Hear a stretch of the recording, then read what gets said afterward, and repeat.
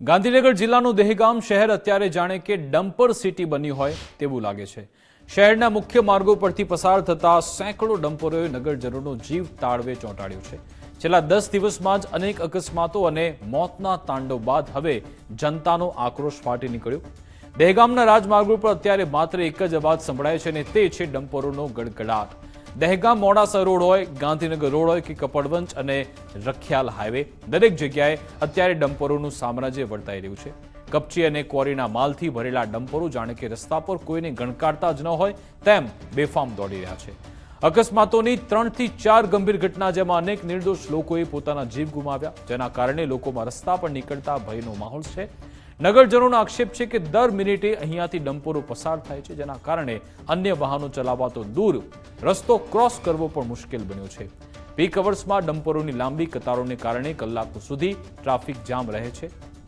સામાન્ય જનતા હવે રસ્તા પર નીકળતા ડરી રહી છે।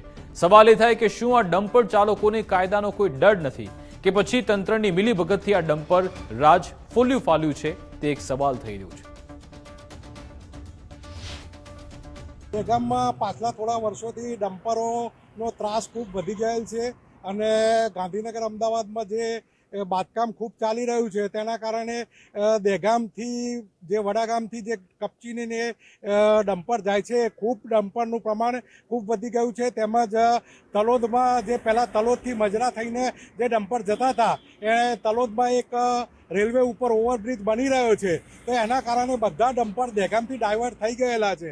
દહેગામમાં જોઈ રહ્યા છો તમે, અત્યારે હાલ ડમ્પરની સતત પાલૈયા રોડથી તે અમદાવાદ રોડ સુધી, નહેરુ ચોકડી સુધી સતત ડમ્પરોની અવર જવરના કારણે 4 દિવસ પહેલા બી એક્સિડન્ટો થયા હતા। અહીંયા આપણે ઓપ્પો મોબાઈલની સામે ગ્રાન્ડ હોટલની ત્યાં બી એક્સિડન્ટ થયો હતો, ત્યાં એક લેડીઝનું મૃત્યુ પામ્યું હતું। નાદોલ રોડ ઉપર બી એક ભાઈનો પગ કચડાઈ ગયો હતો। આ સતત ડમ્પરના કારણે અવારનવાર એક્સિડન્ટો થઈ રહ્યા છે। દહેગામમાં ડમ્પર રાજ એટલે તમે વિચાર કરો કે છેલ્લા 2 માસથી દહેગામની અંદર એવી તીવ્ર અતિ ભયંકર પરિસ્થિતિ થઈ ગઈ છે કે આ ડમ્પરોના કારણે લોકો મૃત્યુશૈયા સુધી પણ પહોંચી ગયા છે। હવે પ્રશ્ન એ થાય છે કે આ ડમ્પર રાજ પૂર્ણ કરવા માટે શું કરવું જોઈએ?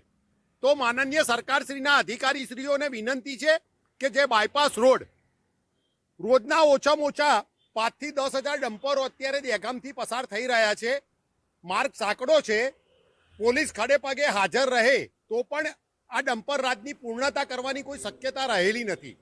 આનો વિકલ્પ એવો છે કે જે બાયપાસ રોડ શ્રીરામ સોસાયટીથી, શ્રીરામ હોટલ વિલેજથી ત્યાંથી નીકળે અને એ પાલિયાથી એ ડમ્પરો સીધા બારોબાર બાયપાસ નીકળે તો દહેગામની જનતા ત્રાહિમામ જે પોકારી ગઈ છે છેલ્લા કેટલાય સમયથી, એમાંથી એ મુક્ત થઈ શકે।